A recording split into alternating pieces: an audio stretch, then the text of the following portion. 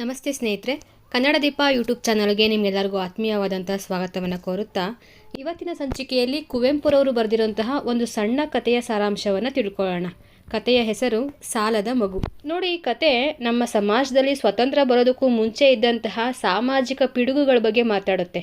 ಉದಾಹರಣೆಗೆ ಬಾಲಕಾರ್ಮಿಕ ಪದ್ಧತಿ ಇರ್ಬೋದು, ಶಿಕ್ಷಣದ ಪ್ರಾಮುಖ್ಯತೆ ಎಷ್ಟು ಅನ್ನೋದಿರ್ಬೋದು, ಜೀತ ಪದ್ಧತಿ, ಜಮೀನ್ದಾರಿ ಪದ್ಧತಿ, ಮಾನವೀಯತೆಯ ಮಹತ್ವದ ಬಗ್ಗೆ ಇಲ್ಲಿ ತಿಳ್ಕೊಳ್ಳೇಬೇಕು. ನಮಗೆ ಇಲ್ಲಿ ಮಾನವೀಯತೆ ಇದೆಯಾ ಇಲ್ವಾ ಅದು ಕತೆ ಓದಿದ್ಮೇಲೆ ಗೊತ್ತಾಗುತ್ತೆ. ಸರಿ, ಹಾಗಿದ್ರೆ ಇವಾಗ ಕಥೆಯ ಓದನ್ನು ಶುರು ಮಾಡಿಬಿಡೋಣ. ಕೊನೆಯಲ್ಲಿ ಈ ಕಥೆಯಲ್ಲಿ ಇವಾಗ ಹೇಳಿರೋಂಥ ಎಲ್ಲ ಅಂಶಗಳ ಬಗ್ಗೆ ಚರ್ಚೆ ಮಾಡೋಣ.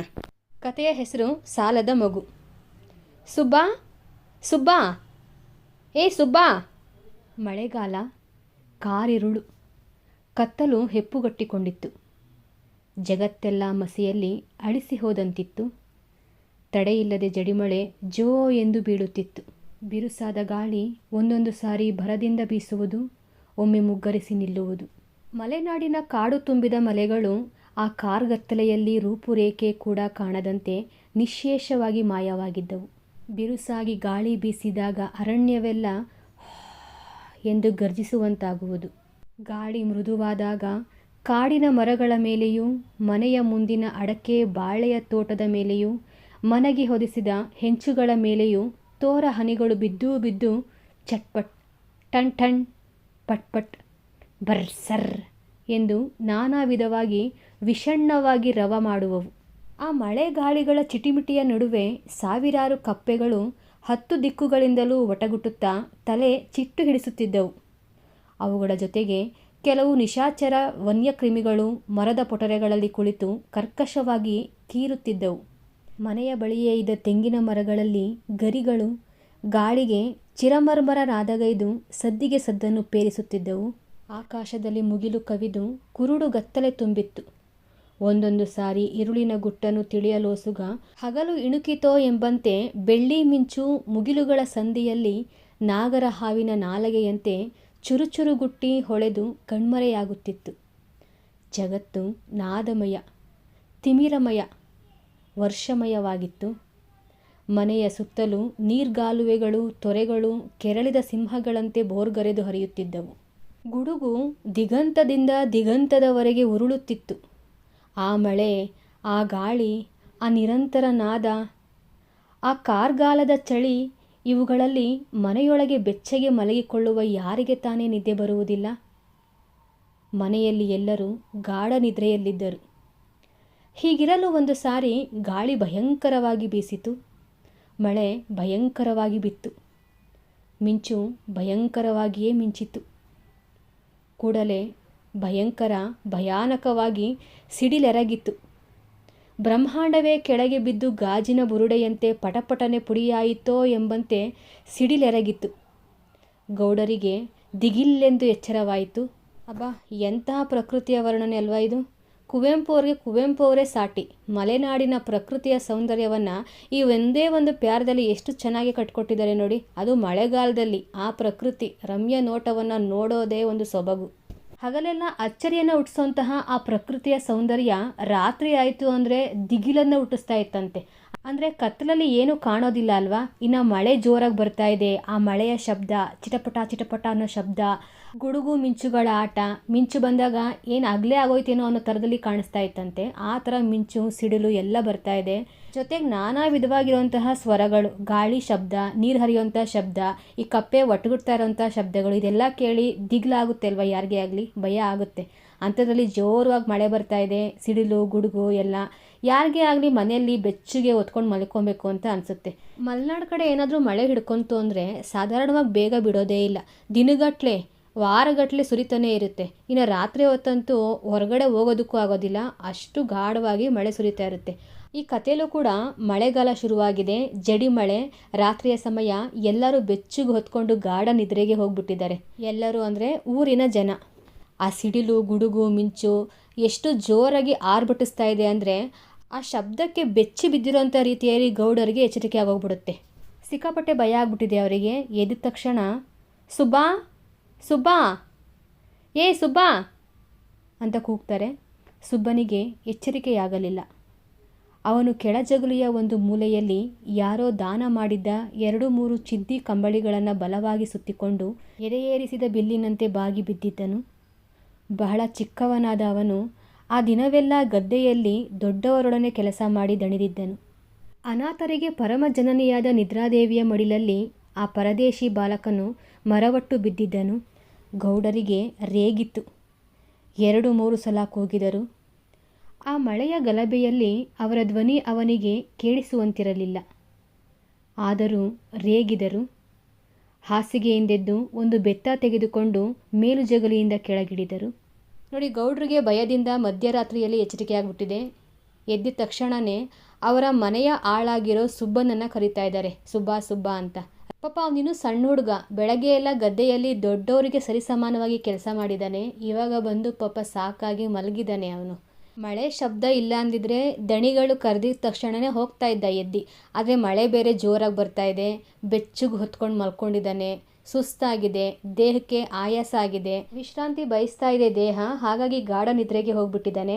ಆದರೆ ಈ ಗೌಡ್ರಿಗೆ ತುಂಬಾ ಕೋಪ ಬಂದಿದೆ. ನಾನು ಇಷ್ಟು ಸಲ ಕರೆದ್ರೂ ಬರ್ತಾ ಇಲ್ವಲ್ಲ ಅಂದ್ಬಿಟ್ಟು ಬೆತ್ತವನ್ನು ತಗೊಂಡು ಅವನಿರೋಂಥ ಜಾಗಕ್ಕೆ ಬರ್ತಾ ಇದ್ದಾರೆ. ಈ ಗೌಡ್ರು ಯಾರು? ಗೌಡರು ಮನೆಯ ಯಜಮಾನರು, ಶ್ರೀಮಂತರು, ಆ ಗ್ರಾಮಕ್ಕೆಲ್ಲ ಒಡೆಯರು, ಕಠೋರ ಸ್ವಭಾವದವರು. ಅವರಿಗೆ ವಯಸ್ಸು 60ರ ಮೇಲಾಗಿತ್ತು. 3 ಮದುವೆಗಳಾಗಿದ್ದವು. 4-5 ಮನೆತನಗಳಿಗೆ ಹೆಚ್ಚು ಬಡ್ಡಿಯ ಮೇಲೆ ಸಾಲ ಕೊಟ್ಟು ಅವುಗಳನ್ನು ಹಾಳು ಮಾಡಿದ್ದರು. ಅವರನ್ನು ಕಂಡರೆ ಎಲ್ಲರಿಗೂ ಹುಲಿಯನ್ನು ಕಂಡಂತೆ ಭೀತಿ. ಗೌಡರು ಆ ಭೀತಿಯನ್ನು ತಮಗೆ ತೋರಿಸುವ ಗೌರವವೆಂದು ತಿಳಿದುಕೊಂಡಿದ್ದರು. ದಿನವೂ ಬ್ರಾಂದಿ ಕುಡಿಯದೆ ಅವರಿಗೆ ನಿದ್ದೆ ಬರುತ್ತಿರಲಿಲ್ಲ. ಆದರೆ ನಿಯಮ ನಿಷ್ಠೆಗಳಿಗೇನೂ ಕಡಿಮೆ ಇರಲಿಲ್ಲ. ಮೈ ತುಂಬ ಬೇಕಾದಷ್ಟು ನಾಮದ ಪಟ್ಟೆ ಹಾಕಿಕೊಳ್ಳುವರು. ನಿತ್ಯವೂ ಶಿವಪೂಜೆ ಮಾಡುವರು. ಅವರು ತಮ್ಮ ಕೋಣೆಯೊಳಗೆ ಕುಳಿತು ಬ್ರಾಂದಿ ಕುಡಿಯುವಾಗ ಅದನ್ನು ಸೀಸೆಯಿಂದ ಗ್ಲಾಸಿಗೆ ಹಾಕುತ್ತಾ ಹೊರಗಿನವರು ತಾನು ದೇವರ ಧ್ಯಾನದಲ್ಲಿದ್ದೇನೆಂದು ತಿಳಿದುಕೊಳ್ಳಲಿ ಎಂದು ಅವರಿಗೆ ಸೀಸೆಯ ಮುಚ್ಚಳ ತೆಗೆಯುವ ಸದ್ದು, ಬ್ರಾಂದಿ ಹುಯ್ಯುವ ಸದ್ದು ಕೇಳಿಸಬಾರದೆಂದು ಹರಿನಾರಾಯಣ ಹರಿನಾರಾಯಣ ಹರಿನಾರಾಯಣ ಎನು ಮನವೇ ಎಂದು ಗಟ್ಟಿಯಾಗಿ ರಾಗದಿಂದ ಹೇಳುವರು. ಮಳೆಗಾಲದಲ್ಲಂತೂ ಬಹಳ ಹೆಚ್ಚಾಗಿ ಹರಿನಾರಾಯಣ ಮಾಡುತ್ತಿದ್ದರು. ನೋಡಿ, 3-4 ಮದುವೆ ಆಗಿರುವಂತಹ ಊರಿನ ಹಿರಿಯ ಈ ಗೌಡ ಬಡ್ಡಿಗೆ ಅಂತಲೇ ಸಾಲ ಕೊಡ್ತಾರೆ. ಜನಗಳು ಇವ್ರನ್ನ ಕಂಡ್ರೆ ಹುಲಿ ಕಂಡೋರಂತೆ ಆಡ್ತಾರೆ. ಅದನ್ನೇ ಇವರು ಭಕ್ತಿ ಗೌರವ ಅಂತ ಅನ್ಕೊತಾರೆ. ಕುಡಿಯೋಂಥ ಅಭ್ಯಾಸ ಬೇರೆ ಇದೆ. ಆದರೆ ಜನಗಳಿಗೆ ಯಾವತ್ತೂ ಗೊತ್ತಾಗಬಾರ್ದು ಅನ್ನೋ ಕಾರಣಕ್ಕೆ ದೇವರ ಪೂಜೆ ಮಾಡ್ತಾ ಇದ್ದೀನಿ ಅಂತ ಸುಳ್ಳು ಕಪಟ ಭಕ್ತಿಯನ್ನು ತೋರಿಸ್ತಾ ಇದ್ದಾರೆ. ಹಾಗಂತ ಪೂಜೆ ಮಾಡಲ್ಲ ಅಂತಲ್ಲ, ಪೂಜೆ ಹೆಸರಲ್ಲಿ ಬೇರೆನೂ ಕೂಡ ಮಾಡ್ತಾ ಇದ್ದಾರಲ್ವ. ಇನ್ನು ಈ ಸುಬ್ಬ 8-10 ವರ್ಷದ ಹುಡುಗ. ಅವನ ತಂದೆ ರಂಗನು ಗೌಡರ ಒಕ್ಕಲಾಗಿದ್ದನು. ಸುಬ್ಬನ ತಾಯಿ ಮಗನನ್ನು ಹೆತ್ತ 2 ವರ್ಷಗಳಲ್ಲಿಯೇ ತೀರಿ ಹೋಗಿದ್ದಳು. ರಂಗನು ಮತ್ತೊಂದು ಮದುವೆ ಮಾಡಿಕೊಳ್ಳಬೇಕೆಂದು ಬಹಳ ಪ್ರಯತ್ನಪಟ್ಟನು. ಹೆಣ್ಣು ಕೂಡ ಗೊತ್ತಾಗಿತ್ತು. ಆದರೆ ಅದಕ್ಕೆ 300 ರೂಪಾಯಿ ತೆರ ಕೊಡಬೇಕೆಂದು ಹೆಣ್ಣಿನವರು ಕೇಳಿದರು. ಬಡ ರಂಗನು ಒಡೆಯರಾದ ಗೌಡರ ಹತ್ತಿರ ಸಾಲ ಕೇಳಿದನು. ಗೌಡರು ಆಗಾಗಲೇ ರಂಗನ ಮೇಲೆ ಇದ್ದ 300 ರೂಪಾಯಿಗಳ ಸಾಲವನ್ನು ತೋರಿಸಿ ಇನ್ನೂ 1 ಕಾಸನ್ನು ಕೊಡುವುದಕ್ಕಾಗುವುದಿಲ್ಲ ಎಂದರು. ಹೀಗಾಗಿ ರಂಗನ ಮದುವೆ ನಿಂತಿತು. ಕೆಲ ದಿನಗಳಲ್ಲಿಯೇ ರಂಗನಿಗೆ ರೇಷ್ಮೆ ಕಾಯಿಲೆ ಬಂದು ತೀರಿ ಹೋದನು. ಗೌಡರು ತಮ್ಮ ಸಾಲಕ್ಕಾಗಿ ಅವನ ಮಗ ಸುಬ್ಬನನ್ನು ಮನೆಯಲ್ಲಿ ಜೀತದಾಳನ್ನಾಗಿ ಮಾಡಿ ಇಟ್ಟುಕೊಂಡು ಅಗಸರು ಕತ್ತೆಗಳ ಮೇಲೆ ಹೊರೆ ಹೊರುವಂತೆ ಆ ಬಾಲಕನ ಮೇಲೆ ಕೆಲಸಗಳನ್ನು ಹೇರತೊಡಗಿದರು. ಸುಬ್ಬನ ಕೈಲಿ ಆಗಲಿ ಆಗದೆ ಹೋಗಲಿ ಕೆಲಸ ಮಾಡಲೇಬೇಕಿತ್ತು. ಗೌಡರು ಹುಡುಗನಿಗೆ ಬುದ್ಧಿ ಬರಲಿ ಎಂದು ಆಗಾಗ ಹೊಡೆಯುತ್ತಿದ್ದರು. ಸುಬ್ಬ ದಿನದಿನವೂ ಕೃಶನಾಗುತ್ತಿದ್ದನು. ಅವನೆಲ್ಲಿಯಾದರೂ ಜ್ವರ ಬಂದು ಮಲಗಿಕೊಂಡರೆ ಗೌಡರು 2 ಗುದ್ದು ಹೇರಿ ಕೆಲಸಕ್ಕೆ ದಬ್ಬುತ್ತಿದ್ದರು. ಆ ಹುಡುಗನು ಜ್ವರದ ಚಳಿಯಲ್ಲಿ ನಡುಗುತ್ತಾ ಕೆಲಸಕ್ಕೆ ಹೋಗುವನು. ಕೆಲವು ಸಾರಿ ದೊಡ್ಡವರಾದ ಇತರ ಆಳುಗಳು ಸುಬ್ಬನ ಮೇಲಣ ಕನಿಕರದಿಂದ ಅವನನ್ನು ಮಲಗಿಕೊಳ್ಳುವಂತೆ ಹೇಳಿ ತಾವೇ ಅವನ ಕೆಲಸವನ್ನೂ ಮಾಡುತ್ತಿದ್ದರು. ಆದರೆ ಗೌಡರು ಬರುವ ಸೂಚನೆ ತಿಳಿದ ಕೂಡಲೇ ಸುಬ್ಬನನ್ನು ಎಚ್ಚರಿಸುವರು. ಜ್ವರದ ಬರದಲ್ಲೂ ತತ್ತರಿಸುತ್ತಾ ಎದ್ದು ಕೆಲಸಕ್ಕೆ ಕೈ ಹಾಕುತ್ತಿದ್ದನು. ಹೀಗೆ ಅನಾಥನು ದಿನದಿನವೂ ಸುಡುಗಾಡಿಗೆ ಸಮೀಪವಾಗುತ್ತಿದ್ದನು. ನೋಡಿ, ಈ ಪೇರದಲ್ಲೇನಿದೆ, ರಂಗ ಮಾಡಿರೋವಂಥ ಸಾಲಕ್ಕೆ ಅವನ ಮಗ ಸುಬ್ಬ, ಅವನಿನ್ನೂ ಚಿಕ್ಕ ಬಾಲಕ, ಅವನನ್ನು ಈ ಗೌಡ ತೊಗೊಂಬಂದು ಮನೇಲಿ ಜೀತಕ್ಕೆ ಇಟ್ಕೊಂಡ್ಬಿಟ್ಟಿದ್ದಾನೆ. ಕೊಡಬಾರ್ದು ಕಷ್ಟ ಕೊಡ್ತಾ ಇದ್ದಾನೆ. ಜ್ವರ ಅಂತಂದ್ರೂ ಬಿಡ್ತಾ ಇಲ್ಲ ನೋಡಿ, ಕೆಲಸ ಮಾಡಿಸ್ಕೊತಾ ಇದ್ದಾನೆ. ಪಾಪ ಅವ್ರ ಮನೇಲಿ ಜೀತಕ್ಕೆ ಬೇರೆ ಜನಗಳಿದಾರಲ್ವ, ಅವ್ರಿಗೆ ಬರ್ತಾ ಇರೋಂಥ ಕನಿಕರ ಈ ಗೌಡನಿಗೆ ಬರ್ತಾ ಇಲ್ಲ. ಇನ್ನು ಸಣ್ಣ ಹುಡುಗ ಅವನು, ಹೋಗ್ಲಿ ಬಿಡು ಅಂತ ಅನ್ನಿಸ್ತಾ ಇಲ್ಲ. ಆಗ್ತಾನೆ ಅರಳ್ತಿರೋ ಮಗು, ಬೆಳೆಯೋ ಮಕ್ಕಳು ಒಳ್ಳೆ ಆರೈಕೆಯಲ್ಲಿ ಬೆಳಿಬೇಕಲ್ವ. ಪಾಪ ಇವನು ನೋಡಿ ದಿನ ದಿನಕ್ಕೂ ಕೃಷಿನಾಗ್ತಾ ಇದ್ದಾನೆ, ಸುಡುಗಾಡಿಗೆ ಸಮೀಪನಾಗ್ತಾ ಇದ್ದಾನೆ ಅಂತಂದರೆ ಅವನ ಮೈಯಲ್ಲಿ ಶಕ್ತಿನೇ ಇಲ್ಲ. ಸಾಯೋ ಥರ ಆಗ್ಬಿಟ್ಟಿದ್ದಾನೆ ಅವನ ದೇಹದಲ್ಲಿ ಏನೂ ಇಲ್ಲವೇ ಇಲ್ಲ, ನಿಶಕ್ತನಾಗ್ಬಿಟ್ಟಿದ್ದಾನೆ. ತಂದೆ ತಾಯಿ ಇಲ್ಲ ಅಂತಂದರೆ ಮಕ್ಕಳ ಪರಿಸ್ಥಿತಿ ಹಿಂಗೆ ಅಲ್ವಾ ಆಗೋದು. ಮುಂದೆ ನೋಡಿ, ಗೌಡರು ಕರೆದಾಗ ಸುಬ್ಬ ನಿದ್ದೆ ಮಾಡುತ್ತಿದ್ದುದೇನೋ ಹೌದು, ಆದರೆ ಅನಾರೋಗ್ಯವಿರುವವರಿಗೆ ಕನಸಿಲ್ಲದ ನಿದ್ದೆ ಬರುವುದೇ ದುರ್ಲಭ. ಸುಬ್ಬ ಏನೇನೋ ಕನಸು ಕಾಣುತ್ತಿದ್ದನು. ಜಾಗೃತಾವಸ್ಥೆಯಲ್ಲಿ ತನಗಿಲ್ಲದ ಸುಖಗಳನ್ನು ಕಂಡುಂಡು ಸವಿಯುತ್ತಿದ್ದನು. ನನಸಿನಲ್ಲಿ ಲಭಿಸದ ಮತ್ತು ಕೈಗೂಡದ ಬಯಕೆಗಳು ಕನಸಿನಲ್ಲಿ ಕೈಗೂಡುವುದು ಸ್ವಭಾವ. ಸುಬ್ಬನು ಕನಸಿನಲ್ಲಿ ತಂದೆ ತಾಯಿಯರೊಡನೆ ಒಂದು ಸುಂದರವಾದ ಸೌಧದಲ್ಲಿ ನಲಿಯುತ್ತಿದ್ದನು. ಅಲ್ಲಿ ಬೇಕಾದಷ್ಟು ಉಡುಗೆ ತೊಡುಗೆಗಳನ್ನು ಧರಿಸಿದ್ದನು. ಅಲ್ಲಿ ಅವನು ಕೆಲಸ ಮಾಡಬೇಕಾಗಿಯೇ ಇರಲಿಲ್ಲ. ಕೈಗೆ ಕಾಲಿಗೆ ಆಳುಗಳಿದ್ದರು, ಜೊತೆಗೆ ಆಡಲು ಹುಡುಗರಿದ್ದರು. ವಿಧ ವಿಧವಾದ ಭಕ್ಷ್ಯ ಭೋಜ್ಯಗಳು ಅವನು ತಿಂದು ತಿಂದು ಮಿಗುವಷ್ಟಿದ್ದವು.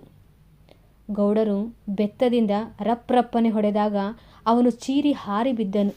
ಪಾಪ ಸುಬ್ಬ ನಿದ್ದೆಲಾದರೂ ಎಷ್ಟು ಚೆನ್ನಾಗಿರೋಂತಹ ಅವನ ಮನಸ್ಸಿಗೆ ಖುಷಿ ಕೊಡೋಂತಹ ಕನಸು ಕಾಣ್ತಾ ಇದ್ದ.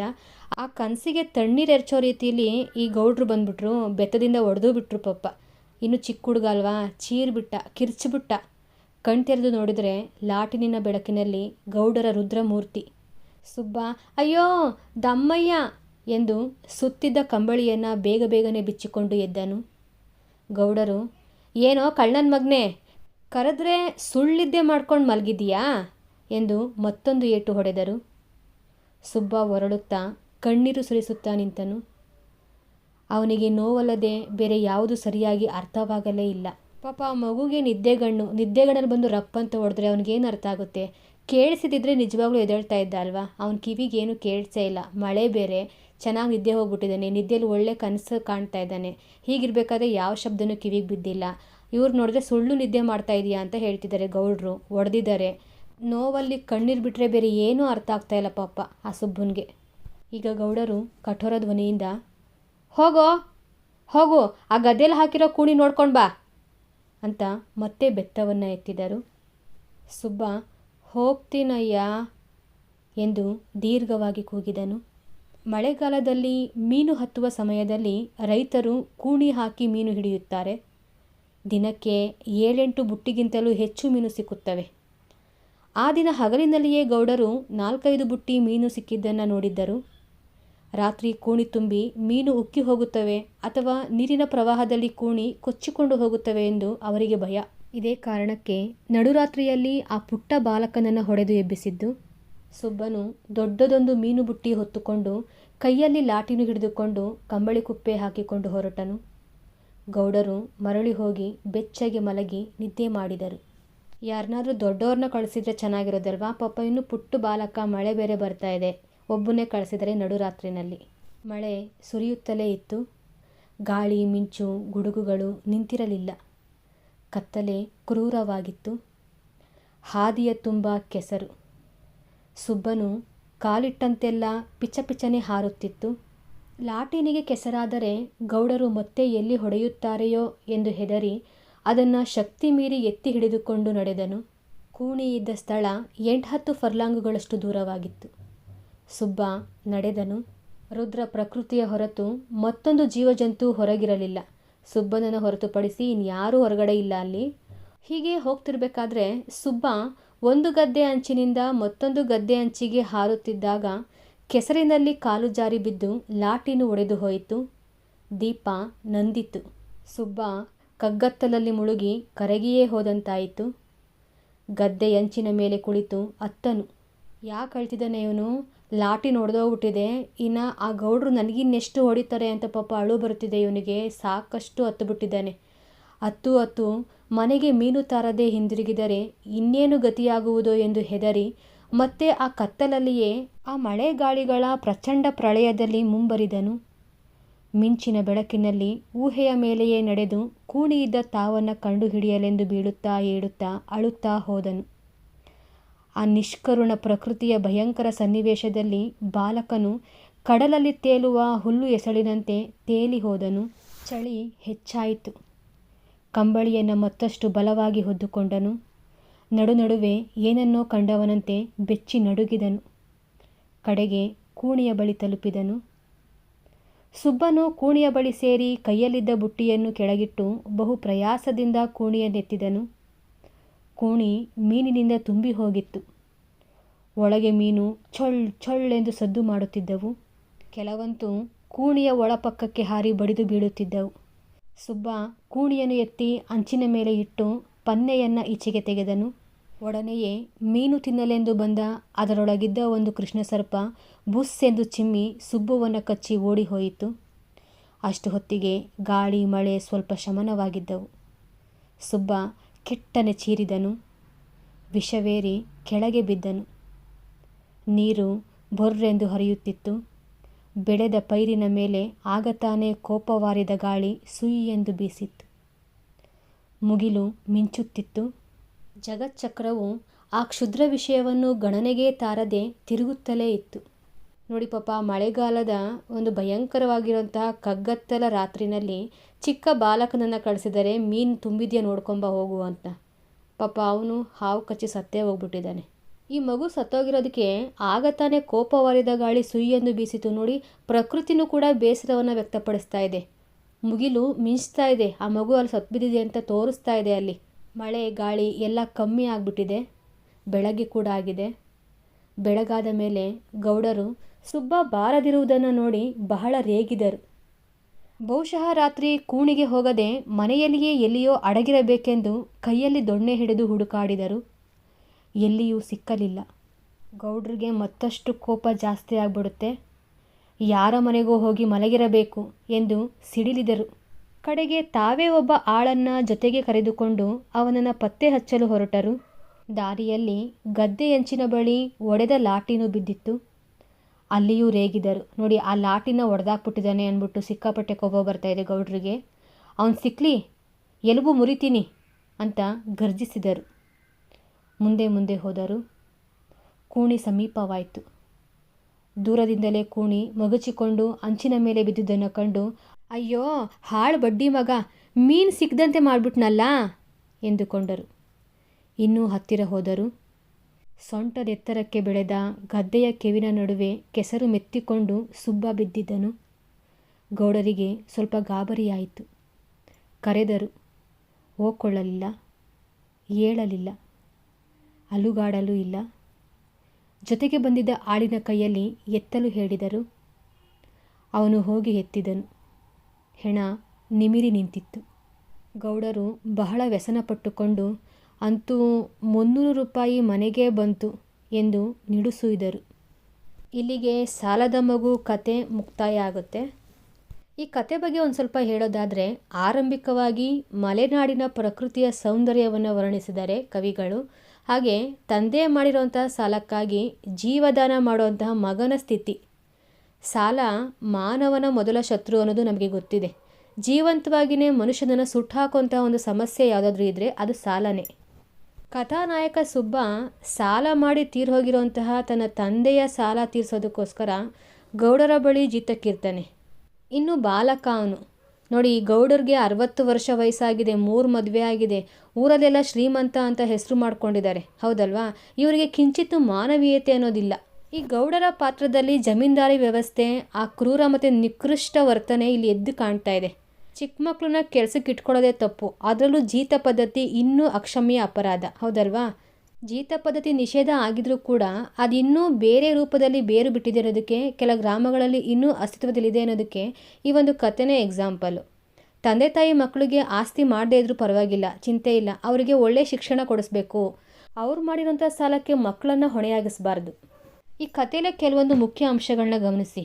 ಗೌಡ್ರಿಗೆ ಸುಬ್ಬ ಸತ್ತೋಗಿದ್ದಾನೆ, ಚಿಕ್ಕ ಮಗು ಅನ್ನೋ ಚಿಂತೆಗಿಂತ 300 ರೂಪಾಯಿ ಸಾಲ ಹೋಯ್ತಲ್ಲ, ಅದು ಹೆಂಗೆ ವಾಪಸ್ ಬರುತ್ತೆ ಇನ್ನು ಅಂತ ಆ ದುಃಖನೇ ಹೆಚ್ಚಾಗ್ಬಿಟ್ಟಿದೆ ಅವನಿಗೆ. ಇವನು ಸತ್ತೋಗ್ಬಿಟ್ನಲ್ಲ, ಹೆಂಗೋ ಇದ್ದಿದ್ರೆ ಜೀತ ಮಾಡಿಸ್ಕೊಬೋದಾಗಿತ್ತಲ್ಲ ಅಂತ ಆ ಥರ ಯೋಚನೆ ಮಾಡ್ತಾ ಇದ್ದಾನೆ. ಇದು ಆ ಗೌಡರ ಮನಸ್ಥಿತಿ ಎಷ್ಟು ಕೆಟ್ಟದಾಗಿತ್ತು ಅನ್ನೋದು ತೋರಿಸ್ತಾ ಇದೆ ಅಲ್ವಾ. ಹಾಗೆ ಜಮೀನ್ದಾರಿ ಪದ್ಧತಿಯನ್ನು ಟೀಕೆ ಮಾಡುವಂತೆ ಕುವೆಂಪುರವರು ಈ ಕಥೆಯನ್ನು ಬರೆದಿದ್ದಾರೆ ಅಂತ ತೋರ್ತಾ ಇದೆ.